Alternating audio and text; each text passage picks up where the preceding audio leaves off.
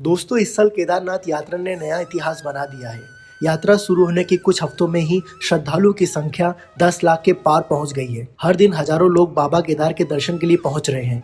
सोनप्रयाग, गौरीकुंड और केदारनाथ ट्रैक पर यात्रियों की भारी भीड़ देखी जा रही है। कई जगहों पर घंटों तक ट्रैफिक जाम की स्थिति भी बनी हुई है, लेकिन इसके बावजूद श्रद्धालुओं का उत्साह कम नहीं हुआ है, क्योंकि माना जाता है कि बाबा केदारनाथ का बुलावा आए बिना कोई उनके धाम तक नहीं पहुंच सकता। अब बात करते हैं सबसे जरूरी सवाल की, इतनी ज्यादा भीड़ का असर क्या पड़ रहा है। सबसे पहली बात, दर्शन के लिए पहले की तुलना में ज्यादातर इंतजार करना पड़ सकता है। यात्रा मार्ग पर भीड़ बढ़ने से चलने की गति धीमी हो जाती है। यात्रियों की भारी भीड़ के कारण कई बार मंदिर परिसर में लंबी कतारें देखने को मिल रही है। सामान्य दिनों में जहाँ दर्शन अपेक्षाकृत जल्दी हो जाते हैं, वहीं पीक समय में श्रद्धालुओं को कई घंटे तक इंतजार करना पड़ सकता है। सुबह ब्रह्म मुहूर्त और मंदिर खुलने के तुरंत बाद का समय अपेक्षाकृत बेहतर माना जाता है। वहीं दिन चढ़ने के साथ भीड़ बढ़ती जाती है और कतारें लंबी हो सकती है। हालांकि दर्शन का समय रोजाना भीड़, मौसम और प्रशासनिक व्यवस्थाओं के अनुसार बदल सकता है, इसलिए यात्रा पर निकलने से पहले ताजा अपडेट जरूर जान लें। अगर मौसम खराब हो जाए तो यात्रियों को अतिरिक्त इंतजार भी करना पड़ सकता है। जून का महीना शुरू होने वाला है। हालांकि यात्रा के लिए सबसे लोकप्रिय समय माना जाता है जून, लेकिन उत्तराखंड के पहाड़ों में मौसम